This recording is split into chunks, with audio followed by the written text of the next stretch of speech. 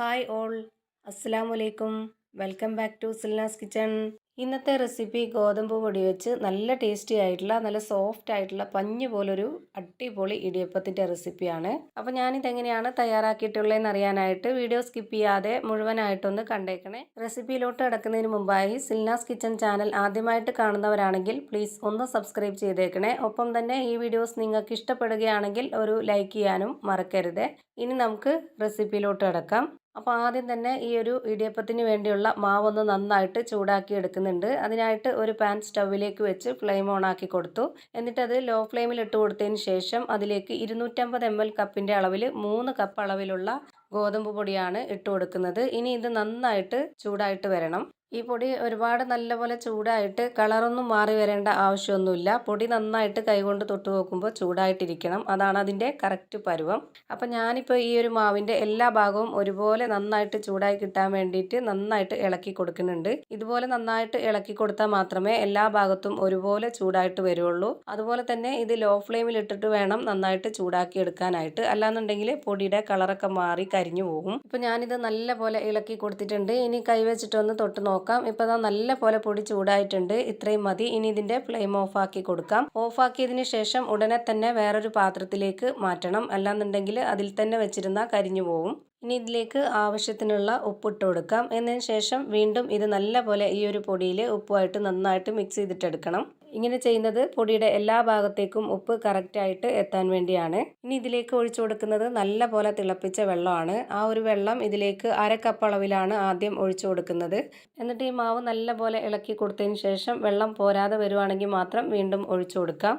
ആദ്യം തന്നെ ഒന്നിച്ചൊഴിച്ചു കൊടുത്തു കഴിഞ്ഞാൽ പരുവം തെറ്റിപ്പോവും. അതുപോലെ തന്നെ ഈ ഒരു വെള്ളത്തിന് പ്രത്യേകിച്ച് കണക്കൊന്നുമില്ല. നമ്മൾ സാധാരണ ഇടിയപ്പത്തിന് വെള്ളം ഒഴിച്ചു കൊടുത്തതിന് ശേഷം കുഴച്ചെടുക്കുന്ന ആ ഒരു പരുവം ഉണ്ടല്ലോ, അത് തന്നെയാണ് ഇതിൻ്റെയും പരുവം. ഇപ്പോൾ ഞാൻ ഈ മാവ് തൊട്ട് നോക്കിയപ്പോൾ വെള്ളം കുറച്ച് കുറവുണ്ട്. കുറച്ചുകൂടി വെള്ളം ഒഴിച്ചു കൊടുക്കുന്നുണ്ട്. എന്നിട്ട് ഇത് വീണ്ടും നല്ല പോലെ ഒന്ന് ഇളക്കി കൊടുക്കുന്നുണ്ട്.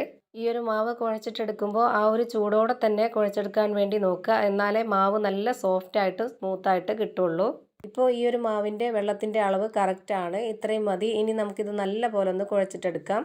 ഈ ഒരു മാവ് കുഴച്ചിട്ടെടുക്കുമ്പോൾ ഒട്ടും തന്നെ ബുദ്ധിമുട്ട് കാണത്തില്ല. അതുപോലെ നന്നായിട്ട് പ്രസ് ചെയ്ത് കുഴച്ചെടുക്കേണ്ട ആവശ്യവുമില്ല. കാരണം ഇത് ചൂടുവെള്ളത്തിലൊക്കെ നമ്മൾ തയ്യാറാക്കി എടുത്തതുകൊണ്ട് തന്നെ നല്ല സോഫ്റ്റ് ആയിട്ടാണ് ഈ മാവ് ഇരിക്കുന്നത്.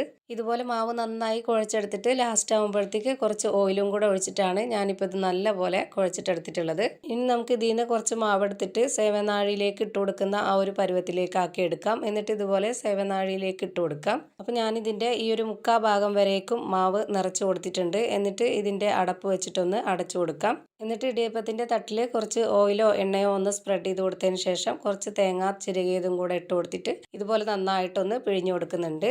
അങ്ങനെ ഞാനിവിടെ ഈ ഒരു മാവ് ഇടിയപ്പത്തിൻ്റെ ചെറുതും വലുതുമായിട്ടുള്ള 2 തട്ടിലും പിഴിഞ്ഞു കൊടുത്തിട്ടുണ്ട്. ഇനി നമുക്കിതൊന്ന് വേവിച്ചെടുക്കാം.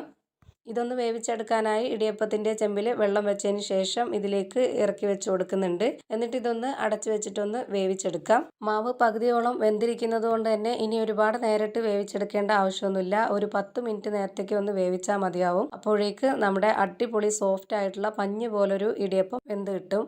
അപ്പോൾ ഇതാ നല്ല സോഫ്റ്റ് ആയിട്ടുള്ള പഞ്ഞ് പോലൊരു അടിപൊളി ഗോതമ്പിൻ്റെ ഇടിയപ്പം റെഡിയായി കിട്ടിയിട്ടുണ്ട്. ഇത്രയേ ഉള്ളൂ ഇന്നത്തെ വീഡിയോ. വീഡിയോ ഇഷ്ടമായാൽ ലൈക്ക് ചെയ്യാനും കമൻറ്റ് ചെയ്യാനും ഷെയർ ചെയ്യാനും മറക്കരുത്. അതുപോലെ തന്നെ ഞാനിടുന്ന പുതിയ പുതിയ വീഡിയോസ് നോട്ടിഫിക്കേഷനായിട്ട് കിട്ടുന്നതിന് വേണ്ടി സബ്സ്ക്രൈബ് ചെയ്ത് ബെല്ലൈക്കൺ അമർത്തി അതിൽ ഓൾ എന്ന ഓപ്ഷൻ എനേബിൾ ചെയ്ത് കൊടുക്കാനും മറക്കരുത്. പുതിയൊരു വീഡിയോയുമായി വീണ്ടും വരും. Thank you for watching.